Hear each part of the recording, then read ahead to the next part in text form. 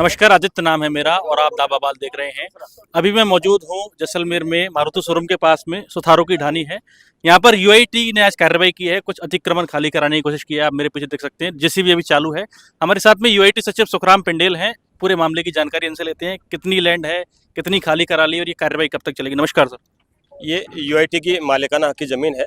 2 कसरों की ज़मीन है। लगभग 400 साढ़े 400 बीघा कुल ज़मीन है, जिसमें से 300 बीघा ज़मीन पर लोगों ने अवैध रूप से अतिक्रमण कर रखा है, जिनके पास इनका कोई मालिकाना हक नहीं है। यूआईटी की ज़मीन और यूआईटी यहाँ पर एक आवासीय योजना भी लेकर आ रही है। सरकार तक हमने पत्रावली भिजवा दी है। उसकी जैसे परमिशन मिल जाती है उसके बाद में 300 बीघा ज़मीन में यहाँ आवासीय योजना लाई जाएगी। सर, ये खाली कराने के लिए पूरी प्रोसेस फॉलो की गई है, पहले नोटिस, उसके बाद कॉन्फिडेंस में लेकर के कार्रवाई हो रही है।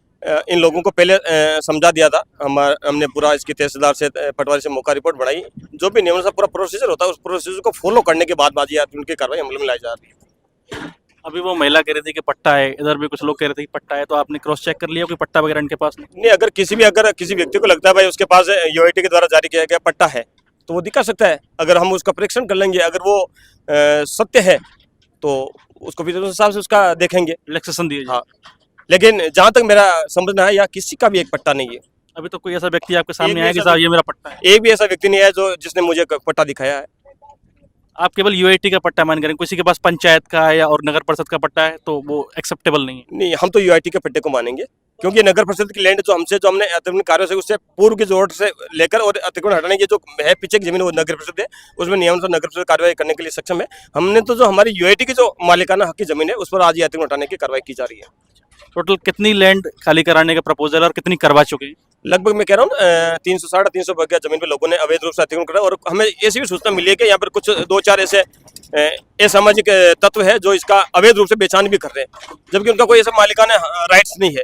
तो उनके खिलाफ भी हम पुलिस कार्रवाई भी करेंगे, थाने में मुकदमा भी दर्ज करवाएंगे और जो जितनी भी जमीन लगभग 350 जमीन है उसको आज अतिक्रमण मुक्त करवाएंगे। शाम तक चलेगी कार्रवाई? ये पूरी कार्रवाई आज शाम तक चलेगी। अगर कोई अतिक्रमण बच जाता है तो उसको फिर कल दोबारा से कार्रवाई की जाएगी। कुछ लोग ऐसा कह रहे थे कि साहब इनकी नहीं हटी, उनकी नहीं हटी, तो कार्रवाई में किसी तरह की पार्सलिटी तो नहीं रहेगी? नहीं, जहाँ तक हमारा मानना है, क्योंकि काफ़ी टाइम से जगह की शिकायत भी मिल रही थी, हमने पूरा मौका मुआयना किया, सारी रिपोर्ट बनाई और हमारे लिए सब बराबर है।